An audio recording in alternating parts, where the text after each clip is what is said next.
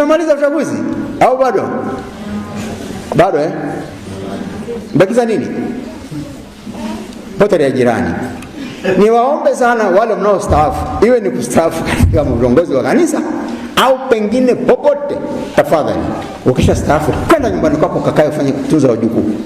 Acha kuingilia madaraka ya wengine na kufanya kazi yao ngumu. Hiyo shida tunaipata kuanzia kule mpaka kule. Tuishi hapo. Lakini naomba wastaafu msiingilie masuala ya watu wengine. Acha viongozi wako wafanye kazi. Aliyekuwa kuhani mkuu mwaka ule hakuwa Anas, alikuwa Kayafa au Kaifa.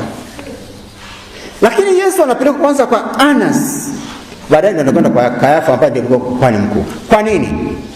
Kwa sababu huyu Anas pamoja na kuwa alishastaafu kama kuhani mkuu, na wakuhani wakuu ndio walikuwa kila kitu, ndio wakuu wa siasa, ndio wakuu wa dini, hivyo ndio walitoa utaratibu wa kila kitu. Pamoja na kuwa alishastaafu, bado alikuwa na nguvu sana, alikuwa anaingilia sana kazi za Kayafa. Na leo tunaiona kabisa kiingilia wazi.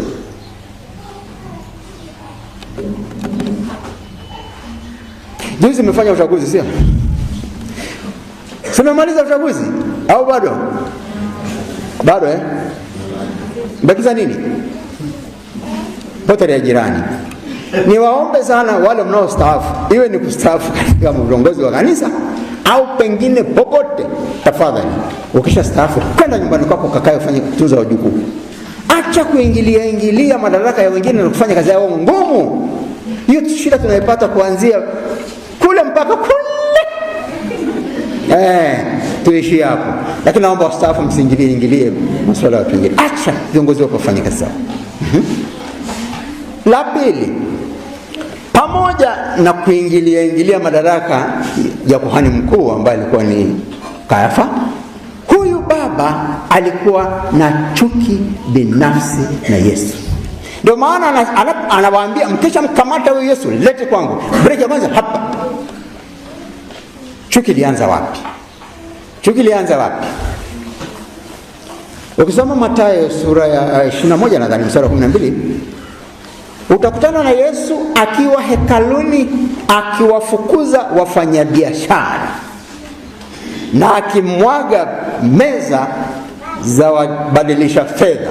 Unajua kule hekaluni kulikuwa na wafanyabiashara aina mbili. Kuna wale ambao walikuwa kazi yao ni kama wachuuzi wa ng'ombe. Watu kutoka vijijini wanaleta ng'ombe, na waliotoka mbali wanakuja kununua ng'ombe na mbuzi kwa ajili ya kutoa sadaka. Hawezi kubeba kutoka mbali, wanakuja kununua pale. Hiyo ni grupu ya kwanza wafanya biashara. Wengine walibadilisha pesa kwa pesa. Maana yake nini?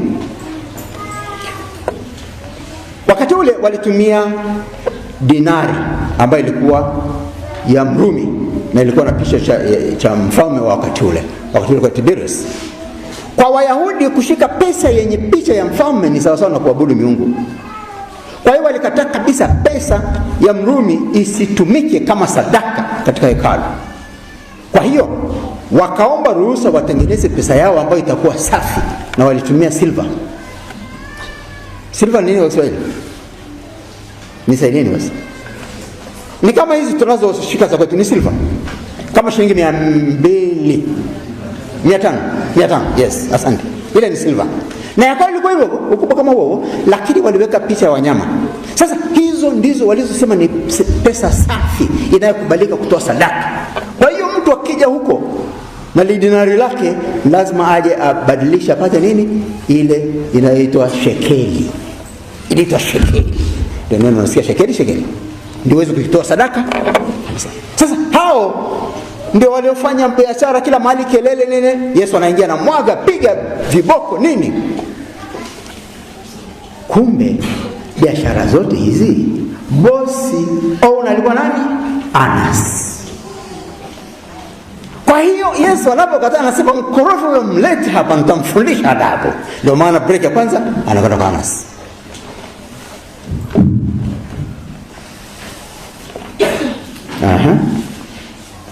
Jamani, umeshakorofishana na nani huko?